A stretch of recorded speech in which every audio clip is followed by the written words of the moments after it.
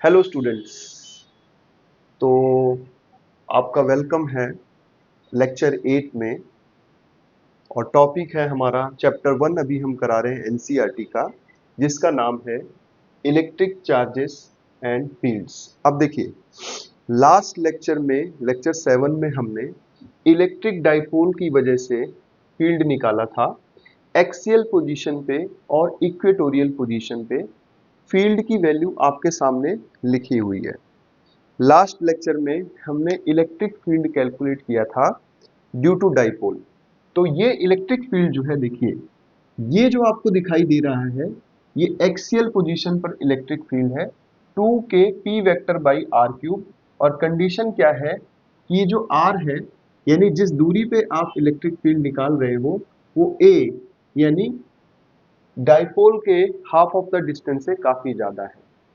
उसी प्रकार से इक्वेटोरियल पोजीशन पर आप नोट करिए कि ये जो है हमारा जो इलेक्ट्रिक फील्ड है इक्वेटोरियल पोजीशन पे या इक्वेटोरियल प्लेन जो है डाइपोल का, उस पर इलेक्ट्रिक फील्ड जो है minus k p vector divided by r cube, where r is much greater than a. तो यहाँ पर आप नोट करेंगे कि ये पेक्युलरली आप माइनस साइन देख रहे हैं। इसका मतलब सिर्फ यहाँ पर ये रेफरेंस आ रहा है कि जो इक्वेटोरियल प्लेन पर इलेक्ट्रिक फील्ड होगा, जो इक्वेटोरियल प्लेन पे इलेक्ट्रिक फील्ड होगा, वो डाइपोल मोमेंट वेक्टर जो देख रहे हो आप, उसके अपोजिट होगा। ठीक है, ये पी वेक्टर यहाँ पर क्या है मैं लिख दे रहा हूं। पी वेक्टर जो है यहाँ पे, पी वेक्टर जो यहाँ पर है वो है डाइपोल डाइपोल मोमेंट वेक्टर। जो पी वेक्टर है यहाँ पे वो है डाइपोल मोमेंट वेक्टर। ठीक है, और डाइपोल मोमेंट को हमने कैसे डिफाइन किया है, यहाँ पर देखिए डाइपोल मोमेंट को हमने डिफाइन किया है कि पी वेक्टर यानी dipole moment vector is equal to charge multiplied by the separation, है ना, कोई भी एक चार्ज मैग्नीट्यूड उसका इनटू सेपरेशन। तो इस फिगर में देखिए जो डाइपोल यहाँ पर है, ये माइनस क्यू चार्ज यहाँ पर रखा हुआ है, यहाँ प्लस क्यू चार्ज है, और दोनों के बीच का जो सेपरेशन है वो है 2a। ठीक है, तो इस पे इसकी जो डाइपोल मोमेंट आप देखेंगे यहाँ से q मल्टीप्लाई बाई 2a, और p कैप क्या दिखा रहा है, डाइपोल मोमेंट की डायरेक्शन में unit vector. Dipole moment dipole moment की जो डायरेक्शन होती है वो होती है from minus q to q. याद रखें हमेशा, डाइपोल मोमेंट की जो डायरेक्शन होती है वो होती है हमेशा माइनस क्यू से लेके क्यू तक। डाइपोल मोमेंट की जो डायरेक्शन होती है हमेशा माइनस क्यू से लेके क्यू तक। अब थोड़ा मैं इसमें आपको डायरेक्शन समझा देता हूं। वैसे मैंने लास्ट क्लास में बताया था वैसे कि जो यहाँ पे फील्ड है, बेसिकली देखिए जो यहाँ पर फील्ड है हमारा डाइपोल की वजह से जो फील्ड आ रहा है, तो एक्सियल पोजीशन पे देखो ई वेक्टर एक्सियल जो लिखा हुआ है, एक्सियल पोजीशन पर जो ये लिखा हुआ E axial is equal to 2k p vector by r cube. तो दो कहीं इसमें माइनस साइन नहीं आ रहा। मतलब क्या है कि एक्सियल पोजीशन पर जो इलेक्ट्रिक फील्ड होगा डाइपोल का, वो उसी डायरेक्शन में होगा जिस डायरेक्शन में डाइपोल मोमेंट है। यानी इलेक्ट्रिक फील्ड वेक्टर की डायरेक्शन और पी वेक्टर की डायरेक्शन सेम है। तो जैसे मैं आपको बताता हूं ऐसा कैसे है देखिए, और फिर इस केस में ही बताता हूं ये है। और होपफुली आप ये के यहाँ समझ पा रहे होंगे। के क्या है, के कुछ नहीं है, ये कांस्टेंट है जो कि इसके बराबर है 1/4 पाई एप्सिलॉन। ठीक है, अब देखिए, अब मैं अगर यहाँ पर एक डाइपोल ड्रॉ करूं आपके सामने, ये मेरे पास एक डाइपोल है बेटा। ठीक है, अब मान लीजिए ये माइनस क्यू चार्ज है और ये प्लस क्यू चार्ज है, दोनों के बीच का सेपरेशन है 2a। अब ये जो मैं यहाँ डॉटेड लाइन से दिखा रहा हूँ और आगे फिर इसको एक्सटेंड कर देता हूँ, तो ये एक्सिस है। देखिए ये एक्सिस ऑफ द डाइपोल कहलाएगी, ये एक्सिस ऑफ डाइपोल है, डाइपोल की ये एक्सिस है। ठीक है, और इस डाइपोल का सेंटर यहाँ पर है, जिसे सेंटर ऑफ डाइपोल भी कहा जाता है। अब एक्सियल पोजीशन पे इलेक्ट्रिक फील्ड निकालने के लिए हमें क्या करना पड़ेगा, इसी एक्सिस पे मान लीजिए यहाँ पर एक पॉइंट ले लिया, तो छोटा वाला ये जो पॉजिटिव चार्ज की वजह से इलेक्ट्रिक फील्ड इस डायरेक्शन में होगा, ठीक है, और नेगेटिव चार्ज की वजह से इलेक्ट्रिक फील्ड इस डायरेक्शन में होगा। ये कंपेरेटिवली कम होगा क्योंकि ये दूरी पे है और ये थोड़ा नजदीक है। तो नेट जो बचेगा आपका इलेक्ट्रिक फील्ड, नेट जो इलेक्ट्रिक फील्ड बचेगा, इन दोनों का जो रिजल्टेंट बचेगा, वेक्टोरियली मैं क्वालिटेटिवली दिखा रहा हूँ, कैलकुलेट करके मैंने लेक्चर 7 में दिखाया है, वो इस डायरेक्शन में बनेगा, बचेगा, ठीक है। नेट एक्सियल पोजीशन की बात कर रहा हूं, ठीक है ना, एक्सियल पोजीशन की मैं बात यहां पर कर रहा हूं। और यहां पर देखिए डाइपोल मोमेंट की क्या डायरेक्शन है, आपको पता है डाइपोल मोमेंट की जो डायरेक्शन होती है माइनस क्यू से क्यू, तो डाइपोल मोमेंट की डायरेक्शन भी यहां पर क्या है, इसी डायरेक्शन में। तो पी वेक्टर आप देखिए एंड ई वेक्टर दोनों की डायरेक्शन यहां पर सेम है। पी वेक्टर और ई वेक्टर यानी जो डाइपोल मूवमेंट वेक्टर है और इलेक्ट्रिक फील्ड वेक्टर है, जो डाइपोल मूवमेंट वेक्टर है और इलेक्ट्रिक फील्ड वेक्टर जो है, दोनों की डायरेक्शन सेम है। तो यहाँ वेक्टोरियली ये दिखाए गए हैं कि भाई E vector is equal to 2k p cap by r cube where k is 1/4 pi epsilon nought. और ई इक्वेटोरियल में देखिए नेगेटिव साइन आ रहा है, यानी कि डायरेक्शन अपोजिट है। जो इक्वेटोरियल आपका इलेक्ट्रिक फील्ड होगा उसमें डायरेक्शन अपोजिट आपको मिलेगी। अच्छा, मान लीजिए इसी पॉइंट को हम यहां पर ले लेते, ये क्योंकि एक्सिस है तो इस तरफ आ जाते हैं। तो यहां पर अगर हम कोई पॉइंट लेंगे, देखिए यहां पर पॉइंट ले लिया, तो अब ये चार्ज नजदीक है तो ज्यादा फील्ड देगा, किस डायरेक्शन में देगा, अपनी तरफ खींचेगा इसको, ठीक है। और ये चार्ज दूर है लेकिन फील्ड तो देगा ही, तो कम देगा थोड़ा सा, ठीक है। तो नेट फील्ड अभी भी इसी डायरेक्शन में बचा है ना, चाहे एक्सिस पे आप दिस वे डेट पे कहीं भी डायरेक्शन ले सकते हैं। तो आप ध्यान रखिएगा कि जो एक्सिस होगी, axial field, the electric field on the axis, और जो डाइपोल मोमेंट की दिशा है वो सेम रहेगी। तो इस प्रकार से उसको वेक्टर फॉर्म में याद रखिए, हमेशा लेना है। अब हम बात करते हैं कि इक्वेटोरियल प्लेन में क्या हो रहा है। इक्वेटोरियल प्लेन में क्या हो रहा है, वहां पर ये नेगेटिव साइन क्यों आ रहा है। देखिए इक्वेटोरियल प्लेन में क्या होगा, ये मैं ड्रॉ कर देता हूं। देखिए ये डाइपोल है हमारा, मान लीजिए ये माइनस क्यू चार्ज है, ये प्लस क्यू चार्ज है। तो इक्वेटोरियल प्लेन में हम परपेंडिकुलरली ऊपर इसके ले रहे हैं फील्ड को। इस पॉइंट, इस चार्ज की वजह से जो फील्ड की दिशा होगी वो टुवर्ड्स दिस चार्ज होगी। इस चार्ज की वजह से जो फील्ड की दिशा होगी अवे फ्रॉम द चार्ज होगी, ठीक है। इनका अगर आप रिजल्टेंट निकालेंगे तो ये रिजल्टेंट आएगा बाय पैरेललोग्राम लॉ, और कल मैंने एक्सप्लिसिट कैलकुलेशन भी करके दिखाई थी। तो नेट इलेक्ट्रिक फील्ड जो है आपकी, नेट इलेक्ट्रिक फील्ड जो है इस डायरेक्शन में आएगी, ठीक है। ये net electric field E net कह लो, और वेक्टर फॉर्म में इसको मैं लिख देता हूं, ठीक है। अब देखिए यहाँ पे डाइपोल मोमेंट की क्या डायरेक्शन है। जैसा कि मैंने आपको बताया डाइपोल मोमेंट वेक्टर हमेशा याद रखो q इंटू टू ए, ठीक है, और p कैप, ये डाइपोल मोमेंट वेक्टर का ही डेफिनेशन है भैया, है ना। q charge separation into charge और यूनिट वेक्टर उस डायरेक्शन में, और डायरेक्शन इसकी हमेशा होती माइनस क्यू से क्यू। अब देखिए इलेक्ट्रिक फील्ड जो है वो किस डायरेक्शन में है, इस डायरेक्शन में है, और डाइपोल मोमेंट किस डायरेक्शन में है। तो बेसिकली इलेक्ट्रिक फील्ड आपका अपोजिट डायरेक्शन में चल रहा है, नेट इलेक्ट्रिक फील्ड, है ना, और इक्वेटोरियल प्लेन की बात कर रहा हूं, और डाइपोल मोमेंट आपका बेसिकली इस डायरेक्शन में, therefore a negative sign, therefore it is a negative sign. अब इसी सिचुएशन को अगर मैं थोड़ा सा चेंज कर दूं, चार्जेस को इधर उधर कर दूं, तो क्या कुछ चेंज आएगा, अभी देख लेते हैं। डाइपोल की ही इक्वेटोरियल प्लेन पे देखते हैं। देखिए क्या होगा यहां पर, क्या होगा यहां पर बेसिकली, देखिए अगर मैं चार्जेस को चेंज कर दूं, चार्जेस को चेंज कर दूं तो क्या होगा यहां पर, अभी दिखाते हैं आपको। अब यहां पर हम पॉजिटिव चार्ज ले लेते हैं और यहां पर नेगेटिव चार्ज ले लेते हैं, दोनों की सेपरेशन आपको पता है 2a रहती है। अब इक्वेटोरियल पे कोई पॉइंट ले लेते हैं। अब बेटा देखिए इसकी वजह से जो फील्ड होगा, थोड़ा सा मैं इलेक्ट्रिक डाइपोल ऊपर से रब ऑफ कर दे रहा हूं, इसकी वजह से जो फील्ड होगा, इस पॉइंट की वजह से जो फील्ड होगा वो होगा अवे, ठीक है। इसकी वजह से क्या होगा बेटा, टुवर्ड्स, तो नेट फील्ड जो आया देखिए, अब नेट फील्ड जो आया वो आया इस प्रकार से, ई नेट, इक्वेटोरियल पोजीशन पे। ठीक है, ये फील्ड है नेगेटिव चार्ज की वजह से था, ये फील्ड जो है पॉजिटिव चार्ज की वजह से था, और ये ई नेट। और यहाँ पे डाइपोल मोमेंट की डायरेक्शन बेटा क्या होगी, क्योंकि माइनस क्यू टू क्यू होती है, तो आप देखिए यहाँ पे ये डायरेक्शन, तो पी वेक्टर की डायरेक्शन देख लीजिए यहाँ पर, और ई नेट की डायरेक्शन दोनों अपोजिट है, इसलिए हमेशा यहाँ नेगेटिव साइन का आपको इस्तेमाल यहाँ पे करना चाहिए।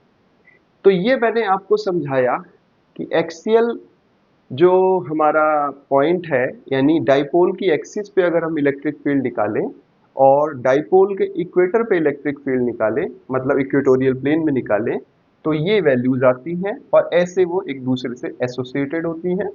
डाइपोल मोमेंट के जो एक्सप्रेशन है, जो फॉर्मूला है, उसको याद रखना है, वो है p vector is equal to q into two a. ये क्रॉस प्रोडक्ट नहीं है, सिंपल मल्टीप्लीकेशन है, और साथ में इसके यूनिट वेक्टर लगा हुआ है पी कैप। नाउ अब इसके आगे हम एक चीज देखते हैं, एक बहुत इंपॉर्टेंट कॉन्सेप्ट है कि अगर हमारे पास कोई डाइपोल है, अगर हमारे पास कोई डाइपोल है, तो उसके किसी भी बिंदु पर अगर मुझे इलेक्ट्रिक फील्ड निकालना हो, उसके किसी भी बिंदु पर अगर इलेक्ट्रिक फील्ड हमको निकालना हो, तो हम क्या करेंगे। देखिए, अभी हमने दो स्पेसिफिक पोजीशन पर इलेक्ट्रिक फील्ड आपको कल निकाल के दिखाया था, और अभी हमने सुबह उसको रिव्यू भी किया। दो स्पेसिफिक पोजीशन पे हमने इलेक्ट्रिक फील्ड आपका निकाल के दिखाया था, और अभी इसको रिव्यू किया हमने लेक्चर 1 में। अब मैं थोड़ा सा आपको ये कॉन्सेप्ट बता देता हूँ। हालांकि जो अगर हमारे पास जो डाइपोल है, उसका जो इलेक्ट्रिक फील्ड जो एनसीईआरटी में डिस्क्राइब्ड है, वो कहाँ कहाँ पर है, वो बेसिकली एक्सियल पोजीशन पर निकाला गया है, जैसा कि मैंने आपको बताया, और इक्वेटोरियल पोजीशन पे निकाला गया है। तो अब हम एक केस ले रहे हैं, और वो फॉर्मूला आपके काम भी आएगा, वो जनरल केस है। जनरल केस का मतलब ये है कि अगर डाइपोल के किसी भी बिंदु पे कोई, मतलब वहां से एक जनरल डिस्टेंस पे कोई पॉइंट ले लिया जाए, तो डाइपोल के कारण वहां पर फील्ड कितना होगा। ठीक है, अब मैं इसको ड्रॉ करता हूं। देखिए, सपोज आपके पास कोई डाइपोल है, ये हमारे पास एक डाइपोल है, ठीक है, ये मान लीजिए माइनस क्यू चार्ज है, ये प्लस क्यू चार्ज है, और इनके बीच का जो सेपरेशन है वो है 2a। इनके बीच का जो सेपरेशन है वो है 2a। तो इसमें एक चीज देखिए यार, अच्छा, दूसरा, हमको ये कंफ्यूज नहीं रहना है कि माइनस क्यू चार्ज कहां पर लेंगे और प्लस क्यू कहां पर लेंगे, उससे कोई इशू नहीं है। आप प्लस क्यू चार्ज को इधर भी ले सकते हैं और माइनस क्यू को उधर भी ले सकते हैं, वो कोई इशू नहीं है। ठीक है, तो वो आप जब इसका, क्योंकि इलेक्ट्रिक फील्ड जो है बेसिकली एक वेक्टर क्वांटिटी है, इलेक्ट्रिक फील्ड क्योंकि एक वेक्टर क्वांटिटी है, तो जब आप वेक्टर समेशन करेंगे तो अपने आप डायरेक्शन आपको पता लग जाएगी। ठीक है, अब जनरल पॉइंट का मतलब क्या, अभी हमने इलेक्ट्रिक फील्ड कहाँ निकाला था बेटा, थोड़ा सा बता देता हूं आपको। अभी हमने जो इलेक्ट्रिक फील्ड निकाला था वो एक्सियल और इक्वेटोरियल पोजीशन पर निकाला था। एक्सियल और इक्वेटोरियल, देखिए ये मैंने ब्लू कलर से दिखा रहा हूं आपको, ये इस एक्सिस पे कहीं भी रख दिया तो जो है एक्सियल पोजीशन, और इसके परपेंडिकुलर पे रखा तो इक्वेटोरियल पोजीशन। ये दोनों फील्ड हमको मालूम है। ठीक है, अब हमको मान लीजिए इन दोनों पोजीशन पे नहीं है हमारा चार्ज, अगर इन दोनों पोजीशन पर नहीं है हमारा चार्ज तो क्या होगा। देखिए, मान लीजिए कि आपका, मतलब इन दोनों पोजीशन के अलावा किसी पोजीशन पर निकालना है इलेक्ट्रिक फील्ड, मान लीजिए यहां पर निकालना है, इसको मैंने कह दिया पॉइंट पी। ठीक है, इसको मैंने कह दिया पॉइंट पी, तो यहां पर इलेक्ट्रिक फील्ड हमको निकालना है, तो क्या करेंगे, देखिए मैं बताता हूं। इसके अंदर हमें क्या करना होगा इलेक्ट्रिक फील्ड निकालने के लिए, बेसिकली देखिए, इस चार्ज को थोड़ा सा मैं इधर कर दे रहा हूं ताकि डायग्राम बनाने में इजी, नहीं चार्ज तो ठीक ही था, एनी हाउ, प्लस क्यू। ठीक है, ये एक्सियल पोजीशन है, मतलब कहने का मतलब इस बिंदु को थोड़ा सा दूर कर दे रहा हूं, यहां कर दे रहा हूं। ठीक है, तो अब देखिए क्या होगा। अब मुझे निकालना है कि वो जो पॉइंट आपको दिख रहा है स्पेस में, वहां पे इलेक्ट्रिक फील्ड मुझे निकालना है। तो मैं क्या करूंगा, देखिए ये सबसे पहले दूरी देखूंगा, ठीक है, ये स्ट्रेट लाइन है याद रखिएगा, मान लीजिए आर, और कितने एंगल पे है, थीटा। तो यहां पर मुझे इलेक्ट्रिक फील्ड बेसिकली निकालना होगा। तो इस इलेक्ट्रिक फील्ड को निकालने के लिए एनालिटिकली अगर मैं कोई मेथड यूज करूं तो बहुत कॉम्प्लिकेटेड इसका सॉल्यूशन होता है। एक बहुत अच्छा मेथड है डाइपोल मोमेंट वेक्टर का यूज करके, क्योंकि वो वेक्टर है, क्योंकि आपको पता है डाइपोल मोमेंट P एक वेक्टर है ना। डाइपोल मोमेंट क्या है, वेक्टर है। तो आप ये जानते हैं कि किसी भी वेक्टर को उसके इंडिविजुअल कंपोनेंट्स में रिजॉल्व किया जा सकता है, राइट। जैसे आपने पढ़ा होगा अगर 11th क्लास में, जब किसी इंक्लाइन प्लेन पे हम मास को रखते हैं तो mg कंपोनेंट को रिजॉल्व करते हैं, ठीक है, और उसके अलावा भी फोर्सेस को हम रिजॉल्व कर सकते हैं क्योंकि वो वेक्टर है। तो वेक्टर रिजोल्यूशन का काम यहाँ पर थोड़ा सा समझ के लगाने पर हमें इस जनरल पॉइंट पर इलेक्ट्रिक फील्ड की वैल्यू प्राप्त हो जाएगी। तो देखिए क्या करना होगा। अब यहाँ पर सबसे पहले ये आप देखिए, इस लाइन को थोड़ा सा मैं और स्ट्रेटन कर देता हूं ताकि ये प्रॉपरली आपको दिखाई देती रहे, प्रॉपरली आपको होपफुली दिखाई देती रहे। ये स्ट्रेट लाइन है याद रखिए, वैसे तो ये पोजीशन वेक्टर है अगर देखा जाए तो मैं इसको थोड़ा सा, ये पॉइंट यहाँ आ गया तो पी पर, ठीक है, और ये एंगल आपका थीटा है। अब यहाँ पर मैंने अभी आपको जो रिव्यू कराया कि इक्वेटोरियल पोजीशन पर इलेक्ट्रिक फील्ड कितना होता है, एक्सियल पोजीशन पर इक्वेटोरियल फील्ड कितना होता है, ठीक है। तो मैंने आपको जो रिव्यू कराया कि एक्सियल पोजीशन पर इलेक्ट्रिक फील्ड कितना होता है और इक्वेटोरियल पोजीशन पर इलेक्ट्रिक फील्ड कितना होता है, वो मैंने आपको रिव्यू इसीलिए कराया है कि यहाँ पर हम उस कॉन्सेप्ट को बेसिकली यूज करने जा रहे हैं। देखिए, तो सबसे पहले रिजोल्यूशन की बात करेंगे। देखिए, अब सबसे पहले मैंने आपको ये कहा कि डाइपोल मोमेंट एक वेक्टर क्वांटिटी है, क्योंकि तो डाइपोल मोमेंट को कंपोनेंट हम लिख सकते हैं। कैसे लिखेंगे, देखिए सबसे पहले यहाँ आप एक चीज देखो आप लोग कि डाइपोल मोमेंट की डायरेक्शन किधर है। मैंने आपको बताया लास्ट स्लाइड में,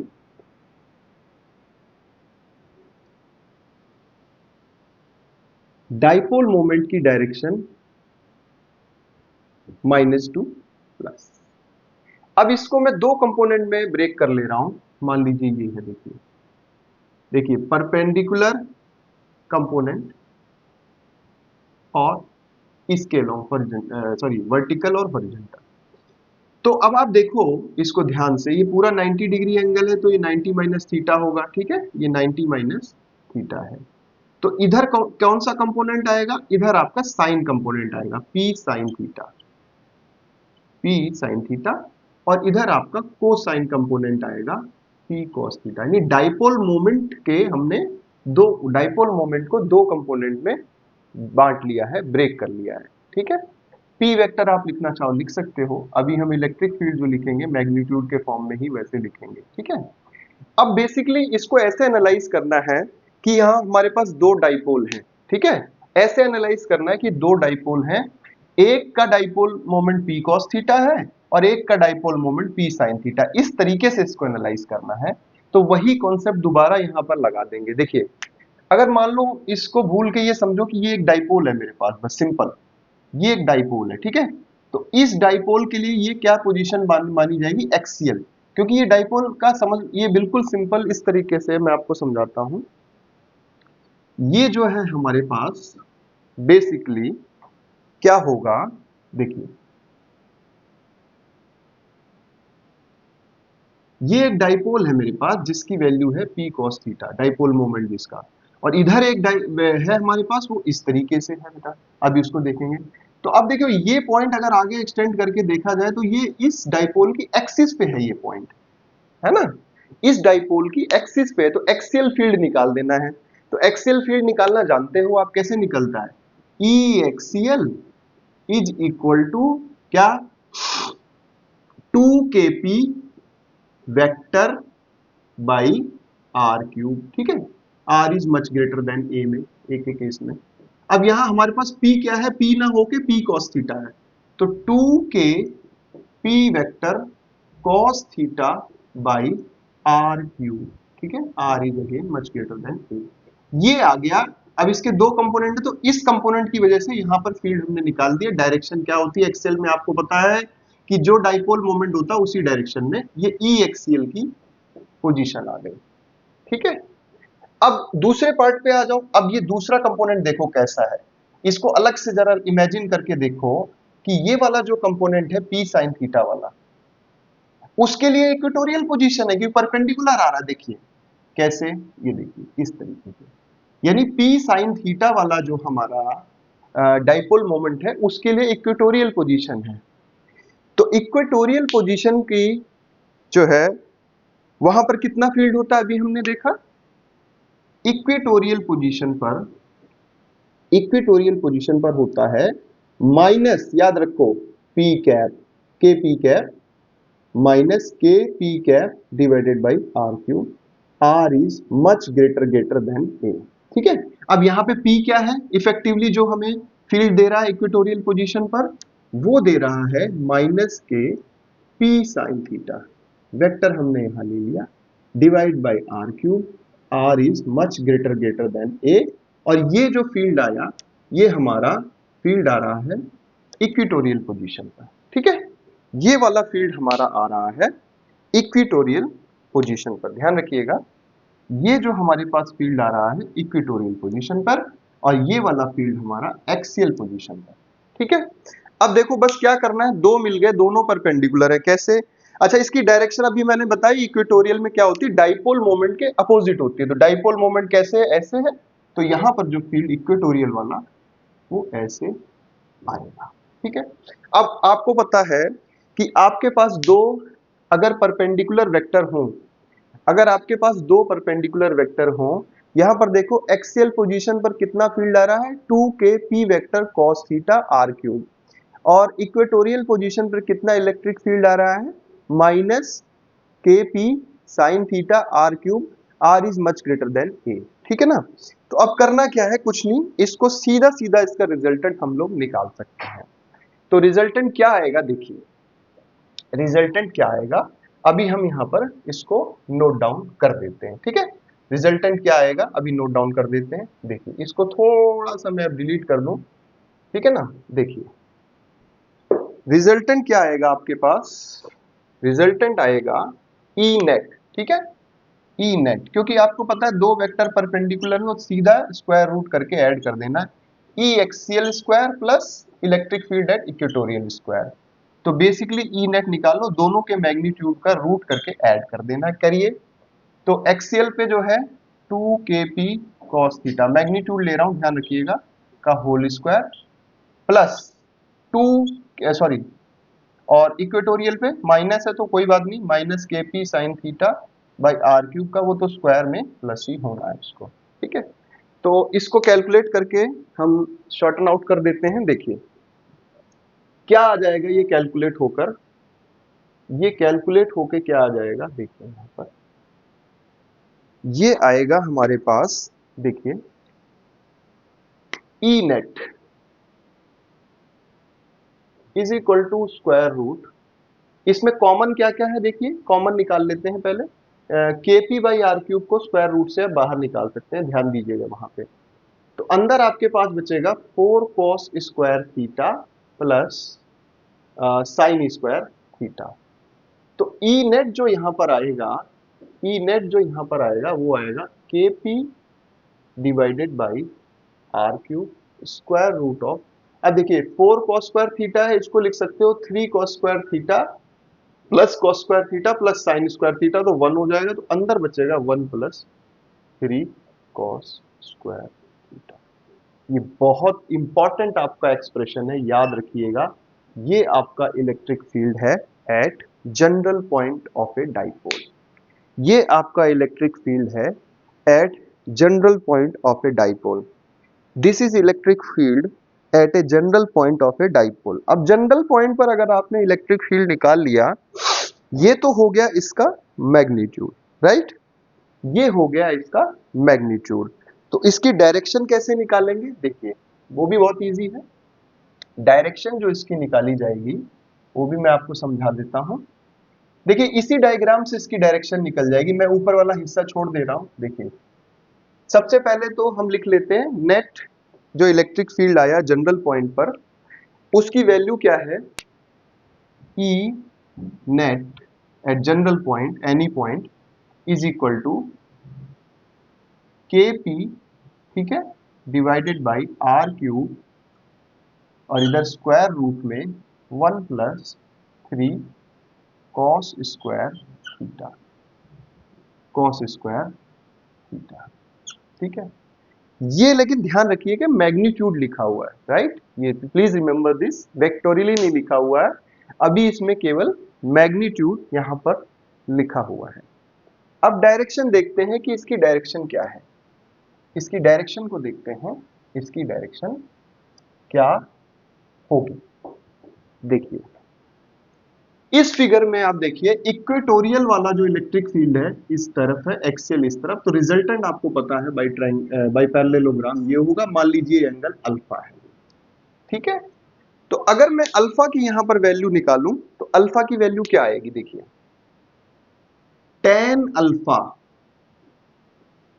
इक्वल टू, इक्वेटर पे कितना फील्ड है इक्वेटोरियल में, डिवाइडेड बाई एक्सियल में कितना फील्ड है।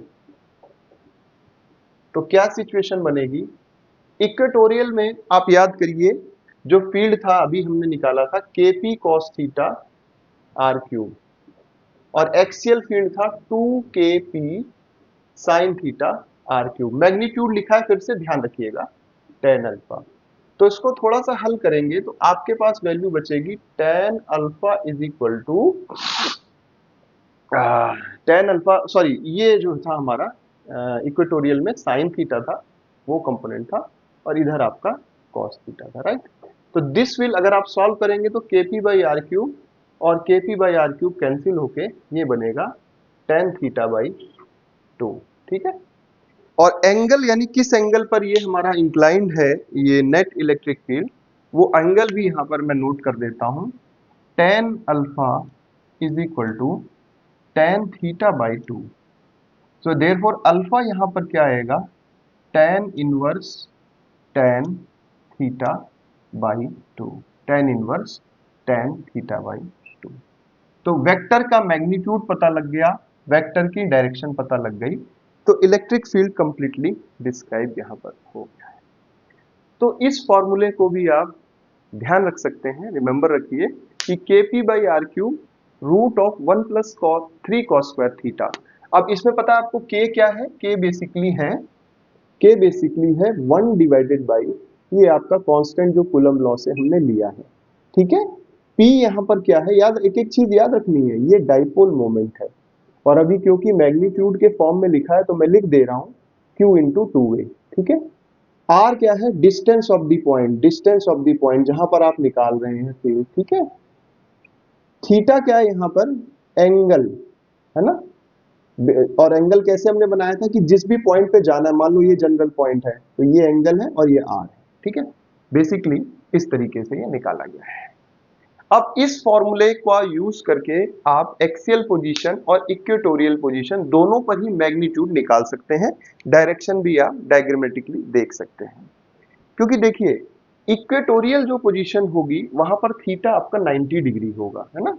जनरल केस में अगर हम करेंगे तो अगर इक्वेटोरियल पोजीशन को ड्रॉ करोगे तो एंगल कितना होगा, 90 होगा।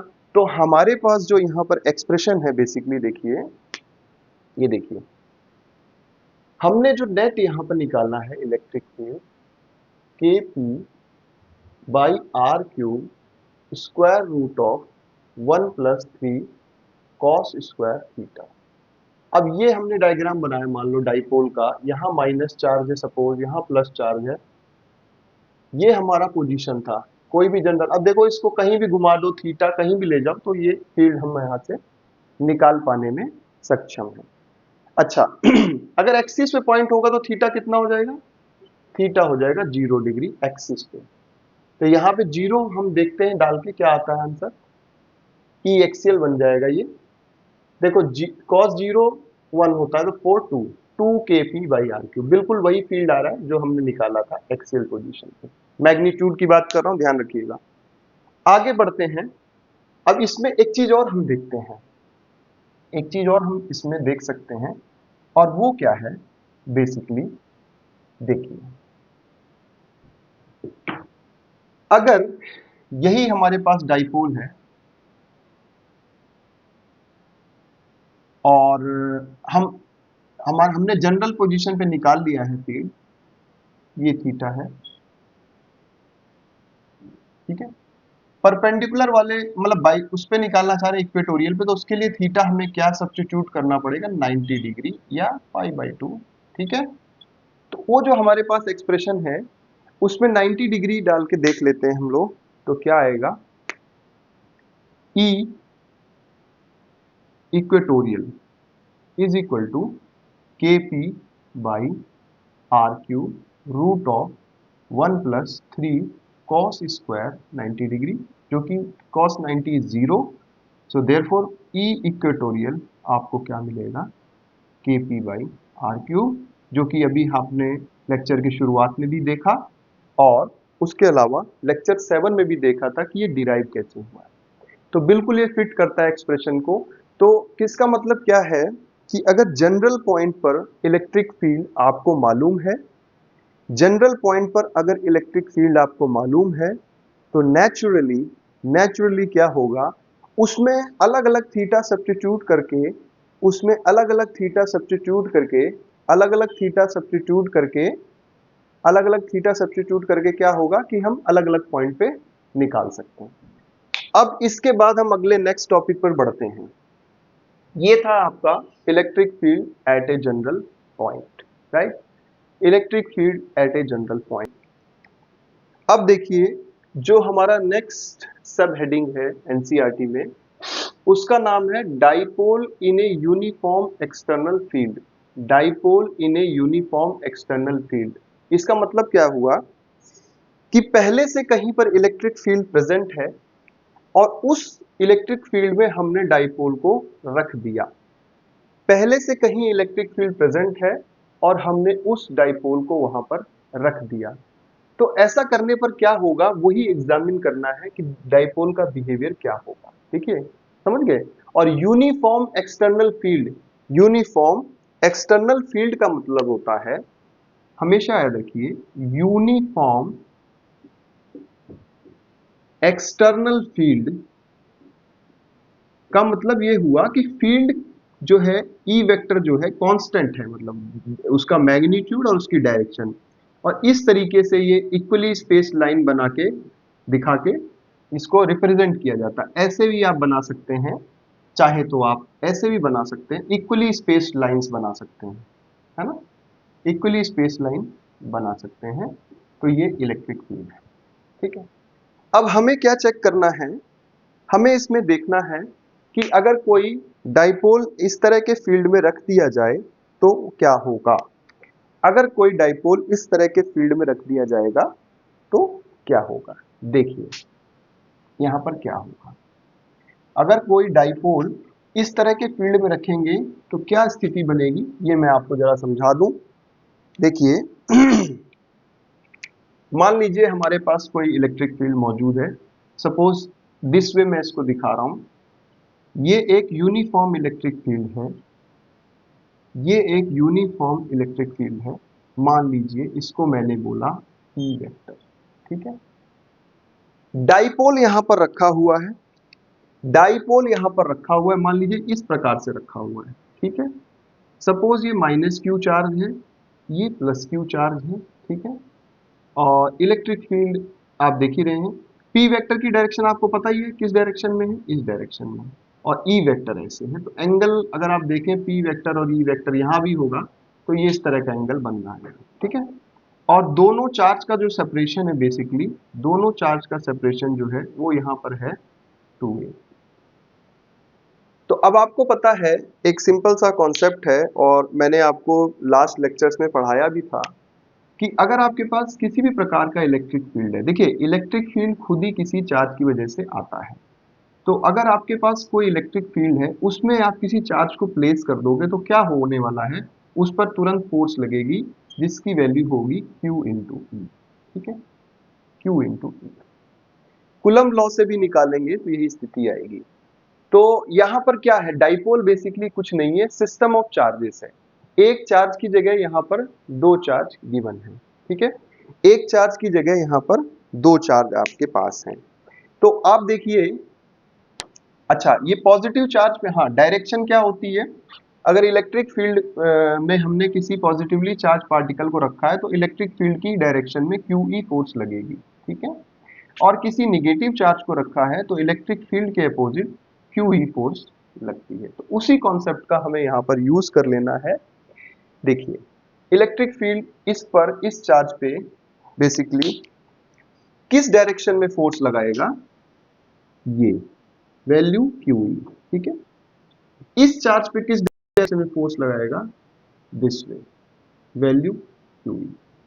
तो अगर आप यहां पर नेट फोर्स निकालने की कोशिश करेंगे तो नेट फोर्स इस सिस्टम पर आएगी 0, क्योंकि इस सिस्टम पे QE फोर्स अपवर्ड डायरेक्शन में लग रही है और QE फोर्स ही डाउनवर्ड डायरेक्शन पे। तो याद रखिए यूनिफॉर्म एक्सटर्नल फील्ड में बिल्कुल दिमाग में बैठा लीजिए, नेट फोर्स डाइपोल पर 0 होता है, ठीक है। अच्छा, लेकिन यहां पर टॉर्क 0 नहीं होगा, क्योंकि ये सिस्टम रोटेट होने की देखिए टेंडेंसी, कपल बन गया है ये।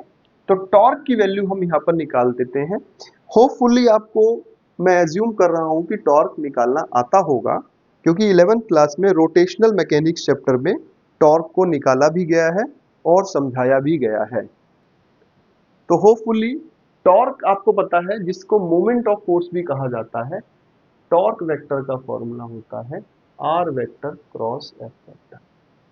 तो मैं यहां सेंटर के अबाउट टॉर्क लिख रहा हूं, तो क्या होगी टॉर्क, क्यू ई, मतलब आर तो मैंने, मेरा ए हो गया, ए, ठीक है, मैग्नीट्यूड लिख रहा हूं, फोर्स क्यू ई हो गई, एंगल थीटा है तो साइन थीटा, और दूसरे चार्ज की वजह से भी लिखेंगे ए इंटू क्यू ई, ये सिर्फ मैग्नीट्यूड में लिख रहा हूं, प्लीज रिमेंबर।